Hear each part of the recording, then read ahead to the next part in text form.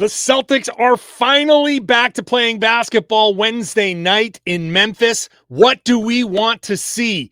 Jaylen Brown, the pace, the new guys. It's all right now on the Locked On Celtics podcast.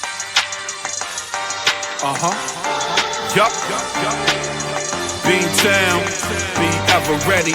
It's the C's. Who else could it be? What they gon' say now? Screaming like JT, Karalis. Recap the madness every game, every practice. Prime time, dapping D White on the sideline. Raining J's, how it started, raising banners, how we finished. Locked on Celtics pod, home of the winners. Hey there. Welcome back to the Locked On Celtics podcast, right here on the Locked On Podcast Network, where it's your team every day. Your team is the Boston Celtics, and they play on Wednesday night. Yes. So, I'm here to talk about them Monday through Friday. Today, previewing the game. Tomorrow's podcast will be post-game. So, that's going to be a lot of fun. Subscribe wherever you get your podcast. It's free. It's available everywhere. It's on YouTube. Get into the comment section. Share your thoughts with me. I'm John Karalis, beat writer for Boston Sports Journal. I've written a couple of books about the Celtics. I've been doing a version of this job for about 20 years. So, hopefully, you get something out of this podcast besides staring at my wonderful good looks. That's supposed to be a joke. Today's show is brought to you by FanDuel. Get over to FanDuel.com, place your first $5 bet. If you win, you get $300 in bonus bets if you're a new customer. So go check it out at FanDuel.com. Bringing in, an actual handsome man, Tom Westerholm. It's me. It's Hey, yes. You've been slacking on the applause, and don't think it hasn't been noticed. Appreciate you. All right. So all of this talk, we go from like the summer of let's kind of speculate. Friday. And then training camp starts, like, okay, great. And we get like 4 pieces of information, and we spend like all this time talking about those 4 pieces of information. And now we finally get to see it in action. So let's just spend this half hour, going through and just going through our expectations, realistic expectations, I think, for the first game. And like yesterday, I talked a lot about the timing issues that we're going to see because they're playing fast. And Jaylen Brown admitted, like, that's the toughest part right now for us.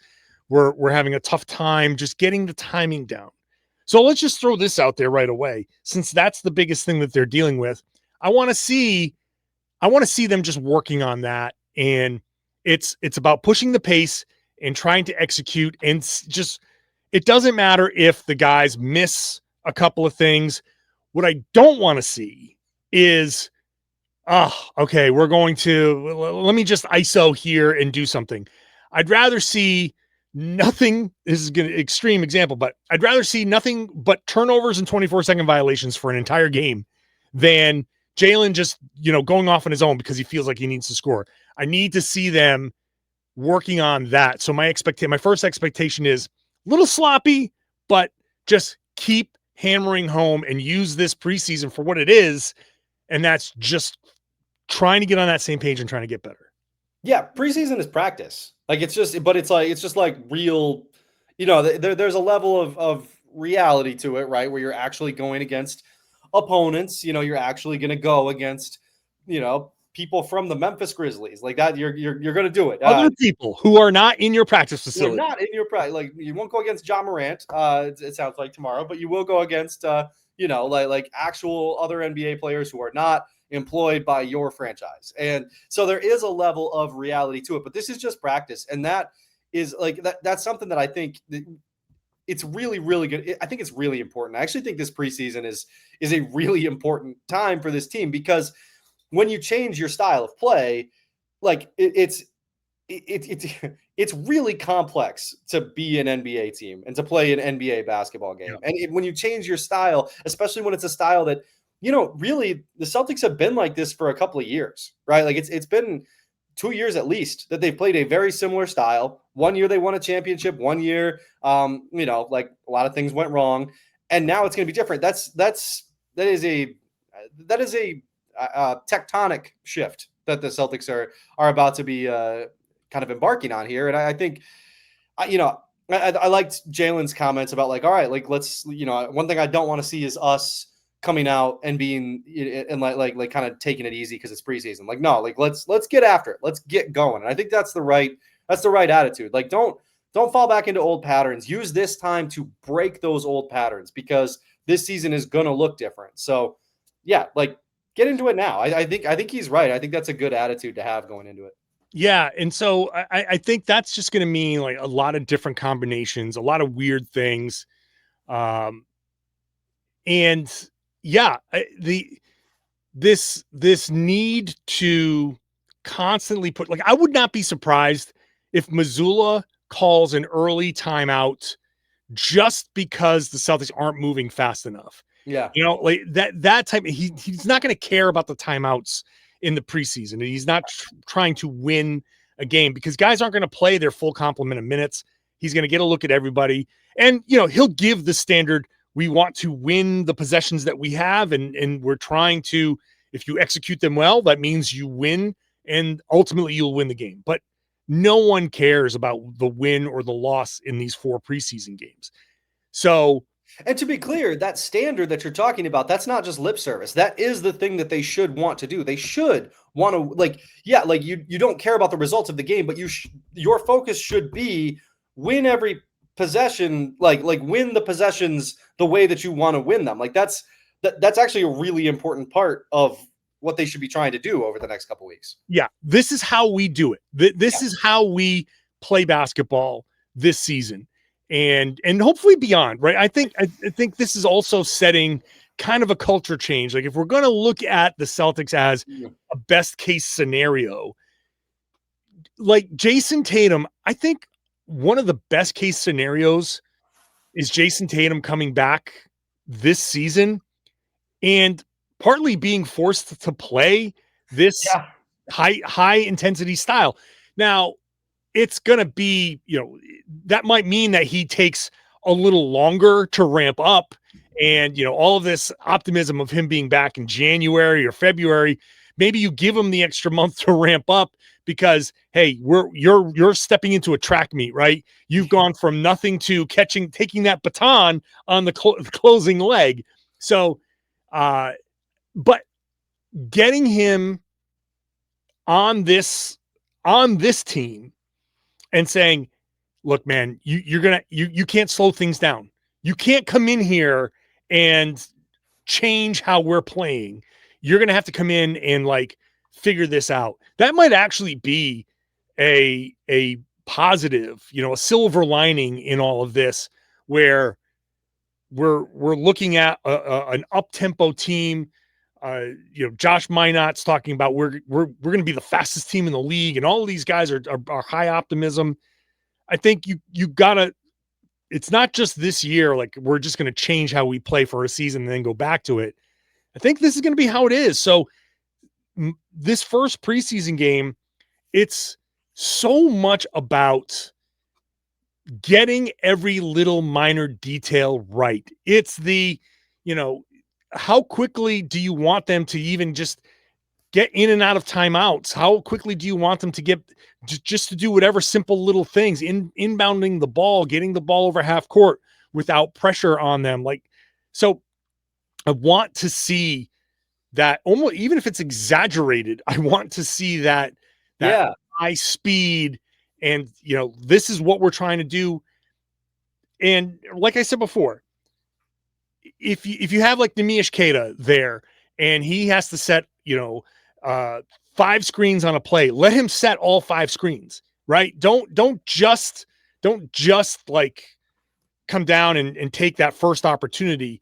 Run through a couple of iterations. Let's see if you don't see something, if you don't like something, or even if you see something, let's just kind of run it through and just see what we get to the other side. Just tell them on these 5 possessions, we're not taking the first option, second options only, second or beyond. Yeah. And just do that. Like that's the level of speed I want to see. Ignore that first option for now. This is a drill. It's not a game. It's a drill, right? Against live opponents, which is so critically important.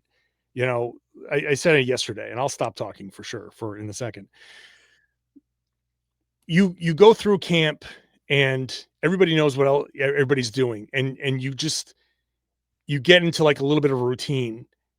The Grizzlies will at least present some unpredictable defensive decisions where the Celtics will have to, it'll throw them off. So I do expect them to be thrown off. I want them to be thrown off. Yeah. Yeah. I'm guessing Joe Mazzulla does too. Yeah, just make them uncomfortable. Yeah. So let's go to the head of the snake, Jaylen Brown, and what are our expectations for Jaylen, and what would a perfect Jaylen Brown game look like? We'll do that when we come back. Today's show is brought to you by Monarch Money. Look, we're grown-ups, even though I don't act like one all the time. I'm in my 50s. I am looking towards retirement in the not-so-distant future. I hate to say it to myself. Retirement is not that far off, and a lot of you are probably in a similar boat. Do you know where all your money is? Do you know what your finances are doing? Is it working for you? Are you prepared for that time? Monarch Money is going to help you because it's an all-in-one personal finance tool. It brings all your financial stuff together in one easy, clean interface. It's on your laptop. It's on your phone. You're busy. I'm busy. It's tough. You've put off organizing everything, but Monarch Money is going to do all that work for you. All you got to do is take a couple of minutes to link your accounts. Monarch Money then takes care of everything. It'll give you data visuals, smart categorization. You'll feel in control of your money, and it's not like it's just some spreadsheet. It's going to work for you. It's an easy to use, easy to understand app. Don't let financial opportunities slip through the cracks. You and your partner get everything together so you can see what your situation is. Use Locked On NBA. That's the code, Locked On NBA, at monarchmoney.com in your browser for half off your first year. That's 50% off your first year at monarchmoney.com with the code Locked On NBA. Thank you for making Locked On Celtics your first listen every day. Go check out the Locked On Fantasy Basketball podcast. Locked On Fantasy Basketball, hosted by Josh Lloyd, is the #1 show fantasy basketball podcast in the world. You get daily tips. It's going to help you win your league. It's going to make you a smarter NBA fan. You find Locked On Fantasy Basketball wherever you found this show on YouTube. It's everywhere. It's worth the listen. All right, Tom. So I guess the from an individual player perspective, Jaylen, like the commitment to the plan for Jaylen, I think is the simplest way I can put it. I expect him to 100% do that, but I do think that he also will mix in, hey, I'm going to take this. I'm going to do my individual stuff. I'm going to do my ISO stuff, just because I think for him, like, even though I said don't do that before, it is also preseason. He's going to have to like work on some of that stuff. He might have some moves, some whatever he's working on. Every once in a while, he is going to have to work on some moves. So he's going to have to pick his spots. I think early on with that starting group and with certain combinations, you want to see him work certain things, and then give him the opportunity to kind of go work on his own individual stuff at some point, obviously. But I think we need to see Jaylen's kind of like leadership, commitment to this style of play. And maybe this is a game where he does say, I don't care if I score at all. It's nothing but rebounding, assists, and setting screens for me. He talks about being a leader. They need to hear his voice and all of that stuff. Maybe that's the best way for him to do it. Yeah. Triple-double with rebounds, assists, and screen assists. Let's see it, Jaylen. Let's it'd be a heck of a game from him. I'm excited to see it too. Jaylen is, obviously, right? Like the star player is the guy you're most excited to watch, right? But I'm really excited to see how Jaylen is used in this game, because I think I'm with you. I think he is very bought in on everything that they're doing right now. I think he's bought in on the new style of play. He seems like really enthusiastic about it, which is what a great tone to set, right? And Jaylen we've joked before that he's, that he gets in his own head sometimes, and that we've talked a little bit about just kind of some of the challenges that he has as the second star on a team. But he has always really kind of, publicly, he's really towed the line very well with what the organization wants. He's very bought in on what the organization wants and where it's trying to go. And I think this is one of the first times maybe in his career, right, where the organization is going in a direction that is really Jaylen Brown focused, right? It's like transition. Yeah. Hey, get out and transition. Like Jaylen is great in transition. Like that's going to be awesome. Like playing fast is going to be, it really could be very good for Jaylen Brown. So I'm really excited to see that. I'm excited to see what that looks like. I'm sure he'll try out some stuff. I think you're right. But I think really getting into the pace, really like leaning into pace and getting up and down the floor, I think that's going to really benefit Jaylen.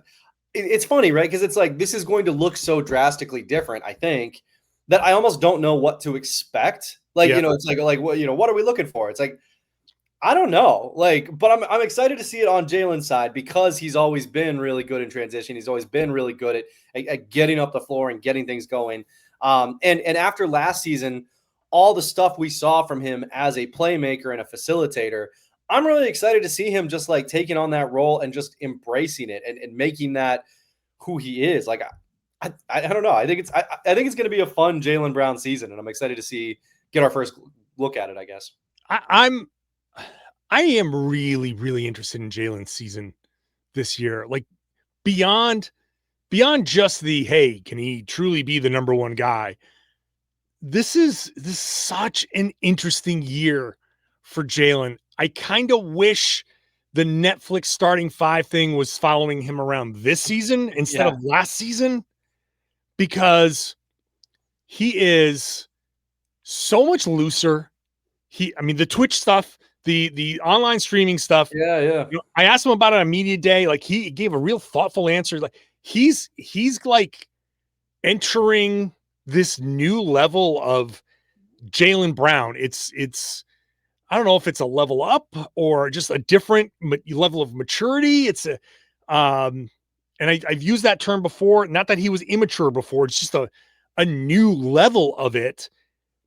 He's different. There's something different. Maybe not a new era for all the Swifties out there. Yeah, there we go. And I don't know what it is. I don't know if it's because he knows he's going to be the number one guy here, and maybe he's, I don't know what it is, but this feels different to me. It just feels different to me when it comes to Jaylen. And that also includes the stuff that you're talking about before, where earlier in his career, for sure, he would always like get caught staring off the 1,000-mile stare because he was in his head.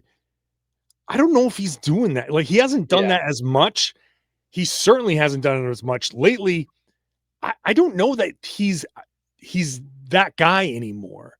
Yeah, and everybody gets backdoored in the end. Like, it's gonna happen. So I don't want to be the guy who goes, oh, he just got backdoored. He's doing it again. Like, I don't want to. I don't want that to be the thing. But I feel like he's in a different headspace. He's just in a different headspace. And maybe that comes with being almost 30. Maybe that comes with understanding that his time in the NBA is limited. He's at a point now where it's very likely that he's played more years than he has left, and that's going to be tough. Like, that realization when you're young and in your prime, and you're like, wait a second, statistically, your career is already over.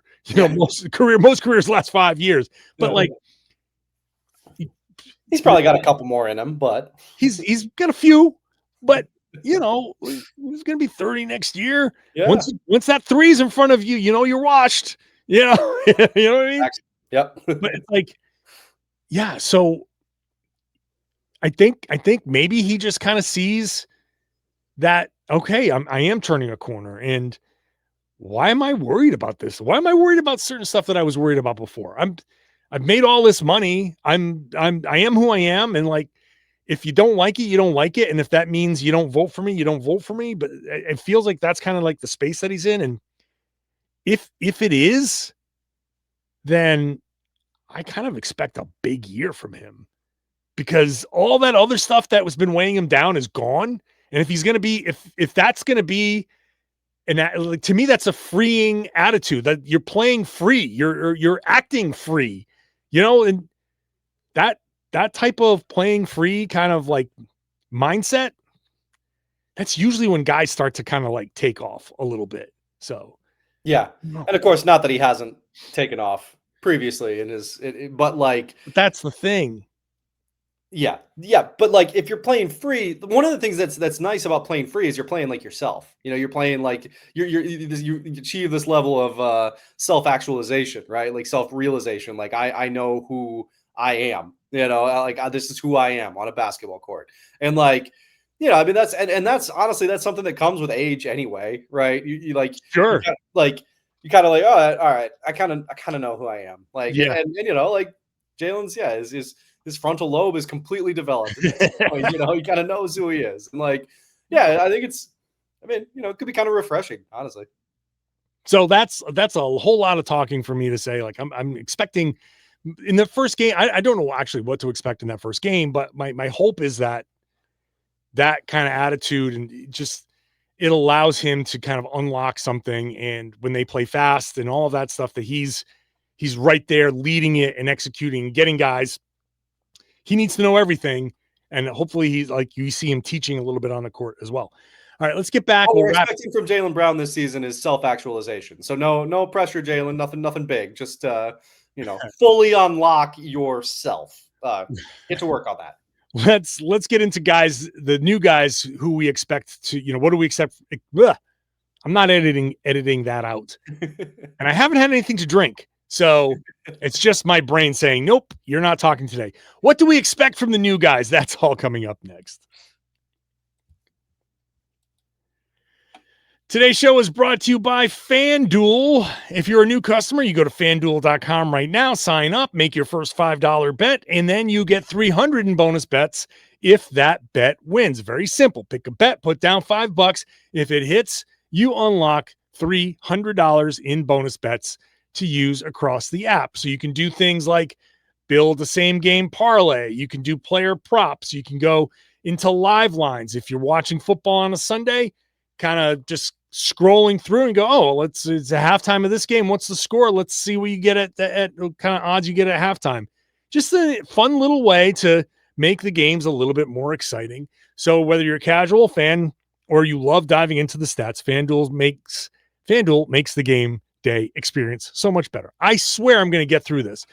What are you waiting for? Visit FanDuel.com today. Use the tools that are available, the budgeting tools, so you can set your limit, whatever you can afford to lose, whatever that is. If it's $5 or $50 or whatever, set that limit. So when you hit it, if it happens, you just come back when you get that money back, and then you try again at FanDuel.com. Do it now to download the FanDuel app today and get started.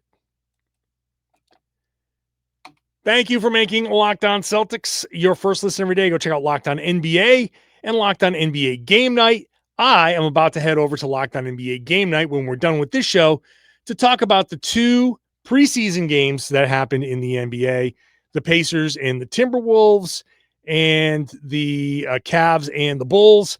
So catch our thoughts there on Locked On NBA Game Night. That's a 7-day-a-week podcast. And Locked On NBA is a 5-day-a-week podcast covering the big stories in the NBA. All right, Tom Westerholm, got some new guys here. Is there one in particular that you're looking at other than Anthony Simons? Oh, then no. We're all looking at Anthony Simons. Is there one particular guy that you're looking at to say, okay, we need to see what he can do? Yeah, I mean, you mean among like the new guys? Yeah. Yeah, I mean, I think the answer is Boucher, right? Like I'm sure. I think bringing him in this offseason felt like it felt like a nod to the fact that the Celtics do plan to take this season seriously. Like this isn't which is funny because it's, I mean, you kind of expect him not to start, by way of like the lineups and the possible lineups here. But even so, just bringing in a veteran, a guy who has played in actual games that matter, who's played like a big role, who like you brought in a guy who is an NBA player, not somebody who's like, hey, let's get a look at what can Garza do for us? What can Minot do for us? It's like, no, like Boucher is going to come in and be an NBA player. And like that, I'm interested to see that, I think, primarily, obviously aside from Simons, but like Boucher he's a professional. He's an adult. I'm excited to see a guy who has been around a little bit and just kind of see how he starts to fit in with the team. Yeah, I think Boucher is a good choice because the front court is just such a mess. That's the other thing, right? And like you need to like, I guess some pushback by calling any amount of the Celtics a mess, but I mean it is. Neemias Queta, we don't know what he's going to do, especially in this up-tempo style. Boucher is the I used to call Drew Holiday the adult in the room. Boucher is going to have to be that a little bit for the Celtics, especially in the front court, right? He's going to have to be the guy that leans on his experience and is able to do multiple things for the Celtics and can kind of guide Queta along a little bit. So, yeah, Queta's the guy who's been here, and he's going to help Boucher with the terminology and some of the stuff, the expectations. But Boucher is the vet. He's the guy that's had experience and success. So he's going to have to be kind of like, in a lot of ways, like the best big that they have at that pace. I think so. Yeah. It's obviously Queta's going to probably start, and he's going to have to be the defensive presence, and he's going to have to play the best. But Boucher is going to have to be the guy that's like setting multiple screens and flashing to the corner and all of these little things. He has to be the guy that is setting the example out there. So yeah, I think that's a good choice. I am going to say Josh Minot. Yeah. And partly because I wrote a feature on Josh for Boston Sports Journal, but I really think that he can be that wild card wing for the Celtics. He's 6'8" with a nearly 7-foot wingspan. He said, if Joe needs me to run through a wall every game for 82 games, I'm going to go run through an effing wall, bro. Like, he's going to be that guy. I'm thinking like a 6'8" Aaron Nesmith, dialed back, like not so much of a death wish when he was with Boston. But if Minot can come in and be energy and defense and some kind of contributor on the offensive end, but mainly that versatile defender, high energy guy, that can change a lot about what the Celtics do, because that wing depth has been kind of and like Minot playing desperate, has that opportunity. If he can show something, if he can stick, not only are we looking at a guy that can contribute this year, you get him on multiple. He's the type of guy that you can sign to a 3-year deal at, like, we'll just say $5 million per, like taxpayer mid-level kind of thing. A 3-year, $15 million, 3 years, 18 million, somewhere in that range, where you can, that's a real nice contract to have.